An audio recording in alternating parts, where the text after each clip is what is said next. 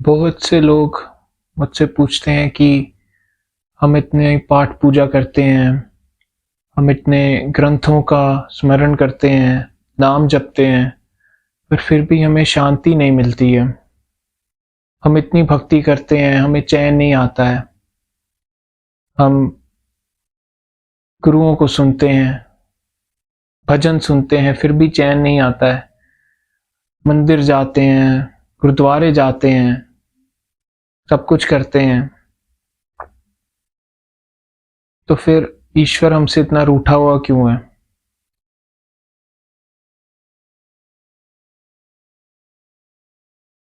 मेरा जवाब हमेशा, जो भी लोग कहते हैं कि वो भक्ति कर रहे हैं या भक्ति के मार्ग पे हैं, तो हमेशा एक ही होता है, वो होता है कि भक्ति में सबसे आवश्यक जो चीज़ है वो दिल से उठती है। भक्ति का अर्थ ही प्रेम है। अगर आप प्रेम से, पूरे दिल से उसे पुकारते हैं, ईश्वर को पुकारते हैं, तो फिर फर्क नहीं पड़ता कि आपने पाठ पूजा की है कि नहीं, आप कभी मंदिर गए भी हैं कि नहीं,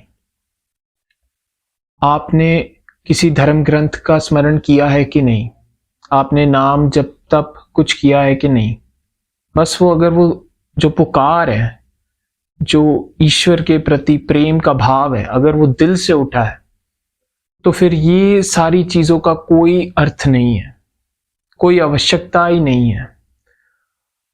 क्योंकि भक्ति के मार्ग में जो सबसे आवश्यक चीज है वो है प्रेम, जो कि हमेशा आपके हृदय से उठता है।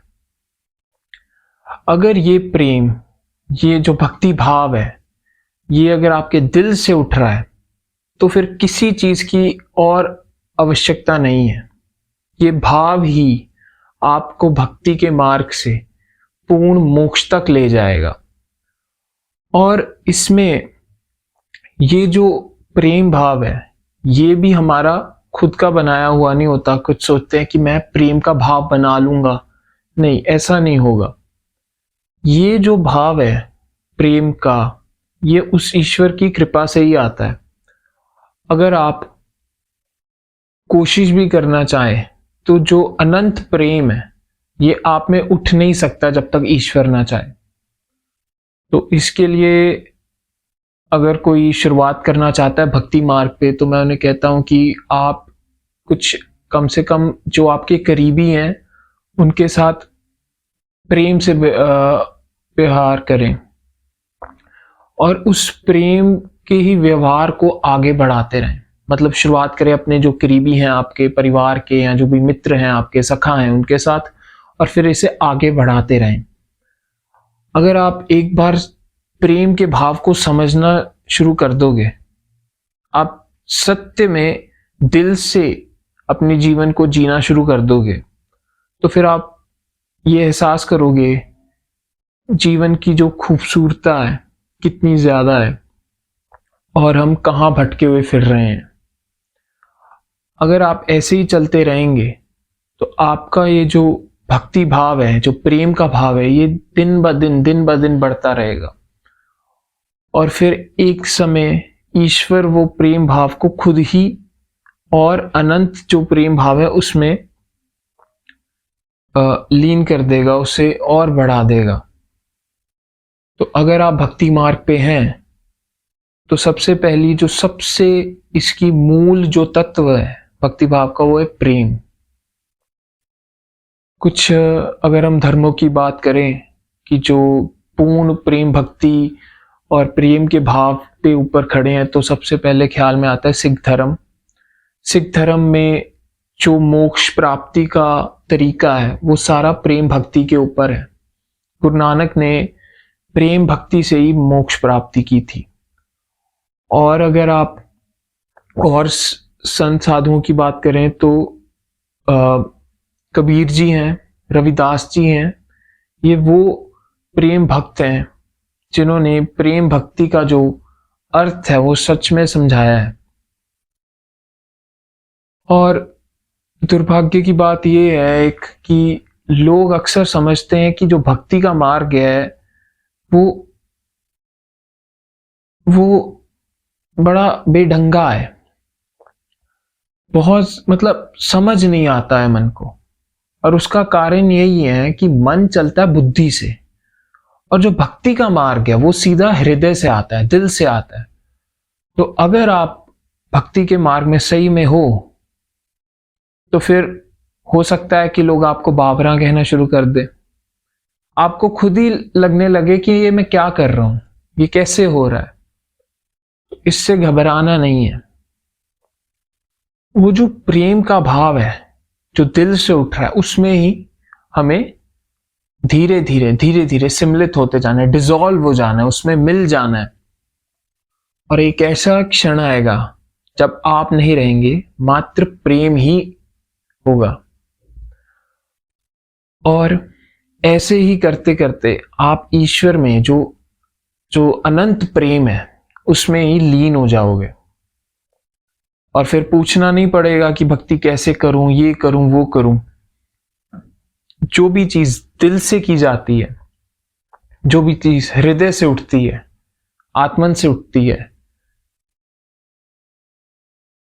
और उस चीज का जो जो उसके पीछे की जो डिजायर है वो ईश्वर के प्रति है, तो फिर मैं समझता हूं कि आपको किसी और प्रैक्टिस की, कोई जप तप की आवश्यकता नहीं है। भक्ति के कई रूप हैं पर उनका जो मूल तत्व वो प्रेम ही है। कोई भक्ति में बावरा होकर गा सकता है, कोई नाच सकता है, कोई आर्ट कर सकता है, कुछ भी कर सकता है, कविताएं लिखते हैं लोग। और ये भक्ति भाव से ही है कि जो आपने अगर कोई धर्म ग्रंथ या कोई कबीर जी की वाणियां पढ़ी हैं तो आप देखेंगे कि वो कविता के रूप में लिखी गई हैं। वो इसीलिए क्योंकि भक्त जो होते हैं वो हमेशा आर्टिस्टिक होते हैं, बहुत ज्यादा दिल से उठती हैं चीजें। तो इसलिए जो भी उनका संचार, जो भी उनकी कविताएं या जो भी उनकी वर्क्स होते हैं वो हमेशा बड़े ही आर्टिस्टिक वे में होते हैं।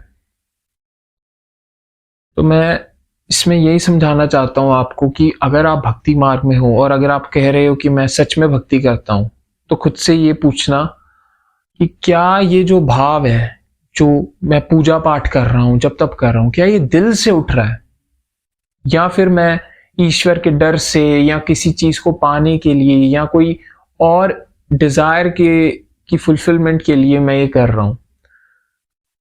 अगर जवाब दिल से आ रहा है तो फिर तो कोई दिक्कत नहीं है। पर अगर किसी और कारणवश आप कर रहे हो कि मेरे कर्म सुधर जाएं या मुझे ये प्राप्ति हो जाए किसी चीज की, तो फिर इस चीजों का कोई अर्थ नहीं है। तो इसलिए मैं यही समझाऊंगा कि अगर आप भक्ति मार्ग पे हैं तो प्रेम में डूबने की हिम्मत रखो, प्रेम को समझने की हिम्मत रखो। क्योंकि एक बार प्रेम आ गया तो उसके अतिरिक्त किसी और चीज की आवश्यकता नहीं होगी।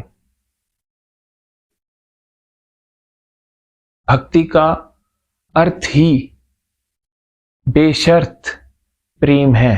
अगर मैं कहूं, devotion means unconditional love, love for the whole universe. सिर्फ किसी एक व्यक्ति के लिए नहीं, अपने प्रियजनों के लिए नहीं, पूरी ब्रह्मांड, पूरी सृष्टि के लिए प्रेम का भाव। और ये प्रेम भाव में ये भी नहीं सोचना है कि ये प्रेम भाव मेरा है, ये प्रेम भाव भी उस ईश्वर की ही कृपा से आया है। तो अगर आप ये करते रहोगे तो आपका जो समर्पण है वो फिर ईश्वर खुद ही उसे पूर्णता कर देगा।